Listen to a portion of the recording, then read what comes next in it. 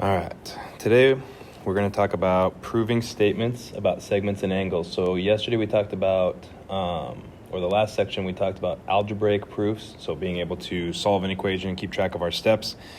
Now we're going to kind of extend that to geometric proofs with using angles and segments and things that we talked about back in chapter 1. So the first thing, we've already kind of seen what a proof looks like. We're just going to kind of get a little more detailed with it here. So a proof shows why a conjecture is true. So we say this is what should happen given this initial instance.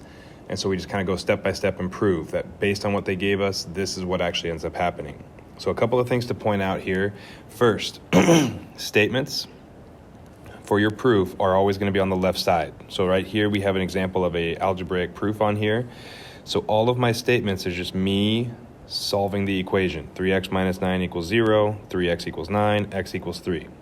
So that's just me solving the equation. So on the left side, we're going to put our step-by-step process from start to finish. Now, each time we write something in the statement, so each time we move to a new step, we have to keep track of that with some justifications. We have to be able to justify why we were able to make that step. So we were able to say 3x minus 9 equals 0 because it was given to us. We were able to say 3x equals 9 because we added 9 to both sides of the equation. We were able to say x is equal to 3 because we divided both sides by 3. So each step must have a justification for why you were able to make it. I was able to go here because of addition. I was able to go here because of multiplication or whatever. Now, some things to note in these proofs. Your first step, and this is so important, this first statement is always the given. So a lot of times kids have a hard time knowing, where do I start? Well, for proofs, it's very simple. What they give you is where you start. So notice up above here, they gave us 3x minus 9 equals 0. That's my first statement. So no matter what, whatever they give you, that goes into that first statement. And then that means the first reason will always be it was given. So that first step should always be something you can fill out no matter what, because they're telling you that's where you start. The last statement, so that's the other thing you want to kind of keep track of here. The last statement in a proof is always going to be what you're trying to prove. So for every proof, they're going to tell you this is what we want to show. So in this case, we want to show that x is equal to 3. So my last statement better say x is equal to 3. You're never done with a proof until you actually have what they told you to prove written in your statements. So before we get into the actual proofs here, we're going to talk about a couple of properties. These are properties we've already seen. We're just applying them to congruence. So reflexive. When we look at the reflexive property, that's just saying that something is congruent to itself. So remember this little symbol with the equal and the wave above it, it just means congruent or the same. So line segment AB is congruent to itself, or angle A is congruent to itself.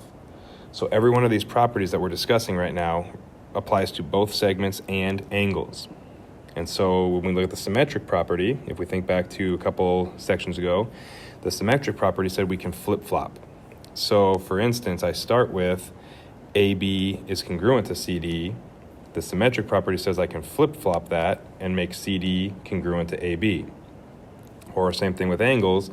I have AB, or angle A is congruent to angle B. I can flip-flop that and make angle B congruent to angle A. The transitive property is the same as before. One thing leads to the next, which leads to the next. So AB leads to CD. CD leads to EF. So AB can go directly to EF. This is kind of that middleman property that we talked about as well. So if I notice here, CD is in common with both statements. So I can cut out that middleman and just put AB right together with EF. Same thing with angles. A leads to B, B leads to C, so A leads to C. So one step leads to the next is going to be your transitive. In that last one, there's a little problem with the formatting here. This should say congruent.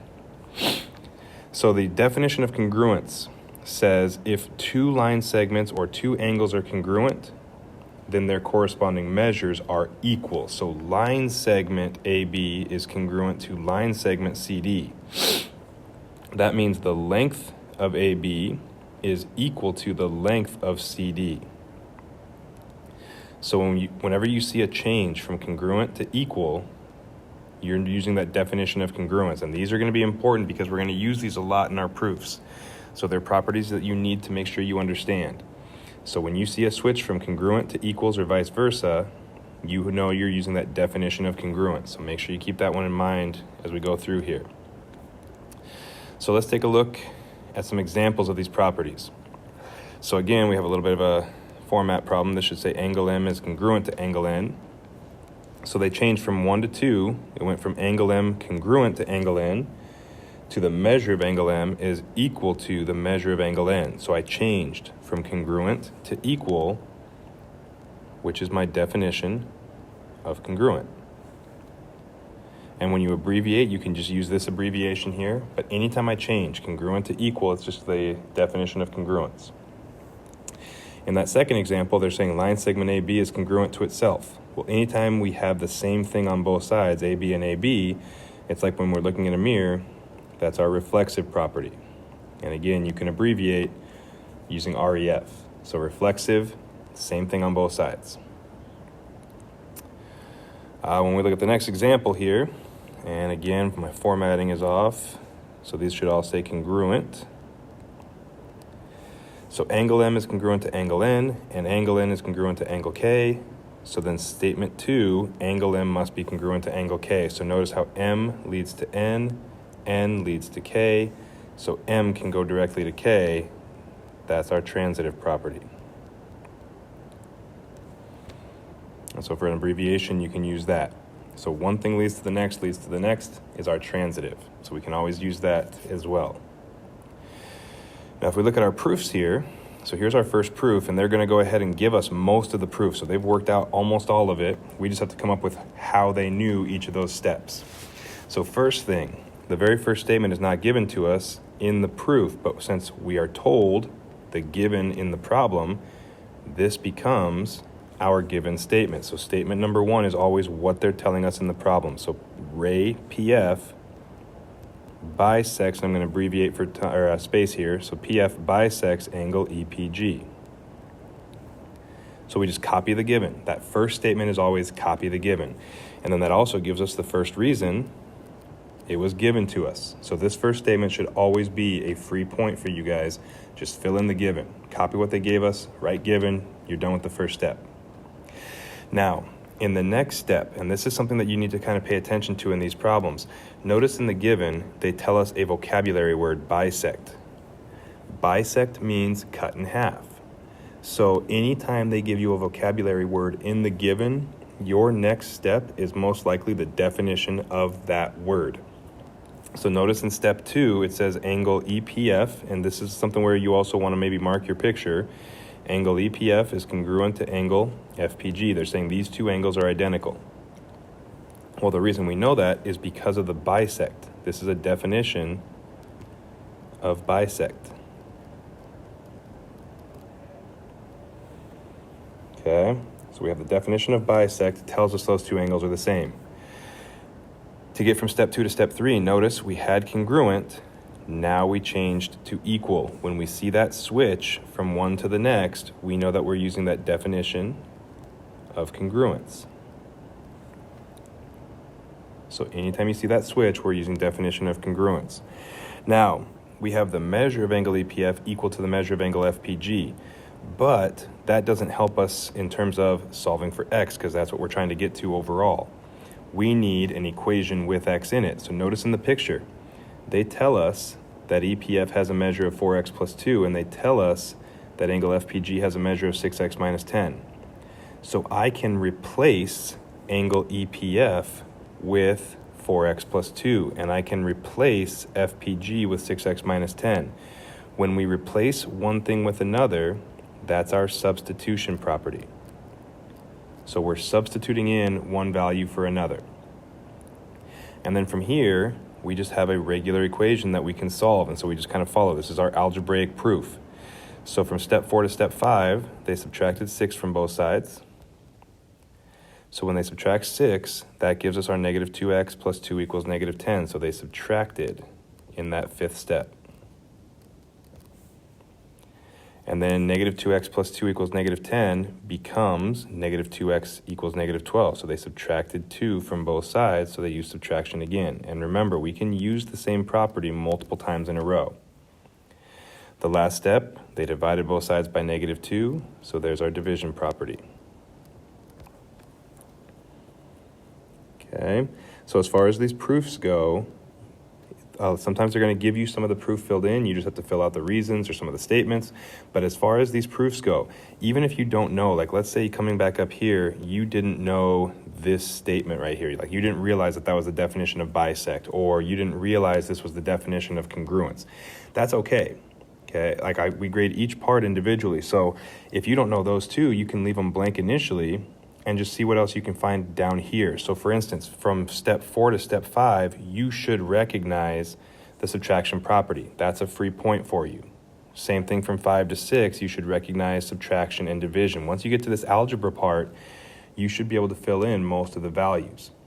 So even if you don't know part of the proof, if most of it's filled in for you, fill in everything you do know. So go to the algebra and fill in subtraction or addition or multiplication or whatever, and then come back to these first ones later and just maybe make something up.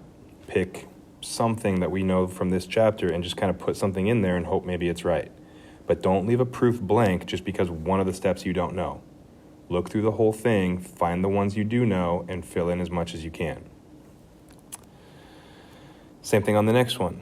They filled in part of our proof. So again, as far as the proof goes, they left the first statement blank, but that again is just the given statement. So you would just copy this given and write it down for statement number 1. And then there's the reason is it was given to us. So angle 1 is congruent to angle 3. Now that's something they already marked for us, but that's something you would want to mark in the picture. Anytime you can mark a picture with information, it's going to make things a lot easier. So the other thing they do here is they tell us that the measure of angle 1 is 4x minus 5. So this 4x minus 5 is the measure of angle 1, so you want to label that. And the 3x plus 23 is the measure of angle 3, so you would want to label the picture with that 3x plus 23. So once we have our picture labeled, we can start kind of looking through our proof. So first thing they said was angle 1 is congruent to angle 3, so I'm going to write that down here. Even though I want the whole statement, I just kind of, for time, just copied that down. So angle 1 is congruent to angle 3. Now notice I went from congruent to equal. So for step number 2, they used the definition of congruence. We changed from congruent to equal. That's always definition of congruence. From there, we have an equation. Measure of angle 1 equals measure of angle 3. But we need something to help us solve for x. So we need an equation with x. And so now they're telling us use the substitution property. Replace angle 1 with something. Well, from the problem up above, we can replace angle 1 with 4x minus 5. And we want to replace angle 3 with 3x plus 23. So when they tell you substitution, we're trying to replace something within the equation. And then from here, it's just a matter of solving. So the next thing they did was go to x minus 5 equals 23. So they subtracted 3x from both sides. So there's our subtraction property. And then x minus 5 equals 23. So they added 5 to both sides, and x would equal 28 by addition. Okay, so you're just kind of taking step by step. And again, even if you don't know necessarily maybe one of the first couple steps in the proof, you should be able to get to the algebra part, like setting up 4x minus 5 equals 3x plus 23, and then solve the rest of the proof just solving the equation. Try to fill in as much as you possibly can every time, even if you might not know some of the pieces. Last one here, let's shift gears to segments. So as far as the proof now, we're going to write this proof from scratch. So statement number 1 is what was given to us. And I'm going to abbreviate a little bit here. So T is the midpoint of line segment SU. So T is a midpoint, and this is an extremely important part of the statement. It's a midpoint of the line segment. So that was given to us. And again, that should always be a free point for you. Write what was given, the reason is given. Now, if I have a midpoint, so here's the next part here. If they tell me that T is a midpoint, that means that this side and this side of my segments should be identical. If it's the midpoint, it means it's right in the middle. That means these two pieces, ST and TU, should be identical.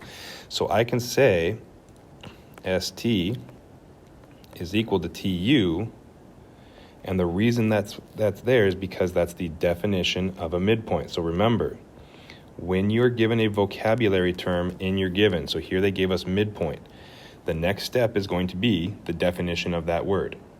So midpoint tells us that the two pieces are identical. So now we have an equation. We're trying to work towards x equals 6, so I need x values put in. So I'm going to replace ST with what they give me up here, 3x plus 3.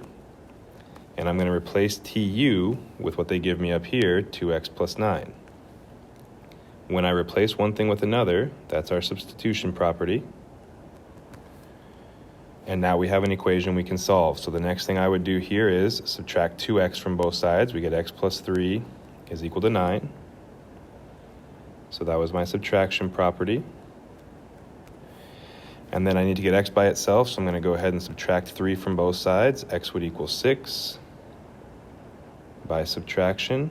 And now we double check what we have in our last statement matches what they told us to prove, so that means we're done. There's our proof for this particular problem.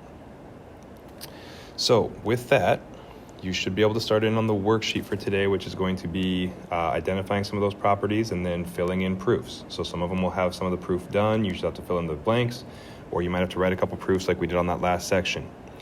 As far as the worksheet, you can get it in class or off of Google Classroom.